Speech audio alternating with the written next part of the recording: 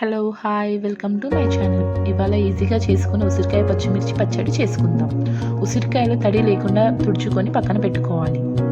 1 KG పచ్చిమిర్చి, ఉప్పు తగినంత, 100 గ్రామ్స్ నువ్వులు, 2 స్పూన్స్ జీలకర్ర, 1 స్పూన్ మెంతులు, 1/2 స్పూన్ పసుపు, 2 కప్స్ ఆయిల్, 3 వెల్లుల్లి రెబ్బలు, 2 నిమ్మకాయలు. స్టవ్ ఆన్ చేసి మీడియం ఫ్లేమ్లో నువ్వులు వేయించుకోవాలి. అదే ప్యాన్లో మెంతులు, జీలకర్ర దూరగా వేయించుకొని పక్కన పెట్టుకోవాలి. 2 కప్స్ ఆయిల్ పోసుకొని పచ్చిమిర్చి వేయించుకొని పక్కన పెట్టుకోవాలి. ఉసిరికాయలు మగ్గనివ్వాలి. మిక్సీ జార్లో పచ్చిమిర్చి, వెల్లుల్లి, 2 స్పూన్ సాల్ట్ వేసి బరకగా వేసుకోవాలి. మగ్గుతున్న ఉసిరికాయల్లో పచ్చిమిర్చి పేస్ట్ వేసుకొని 2 మినిట్స్ ఫ్రై చేసుకొని స్టవ్ ఆఫ్ చేయాలి.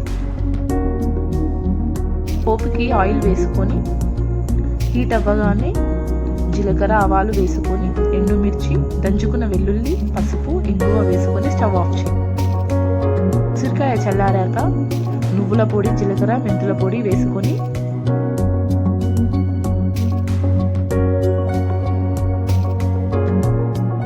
నిమ్మకాయల రసం కలుపుకోవాలి.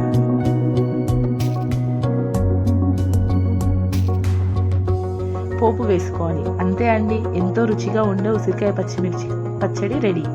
చాలా టేస్ట్గా ఉంటుంది. ఈసారి ట్రై చేయండి. Thank you.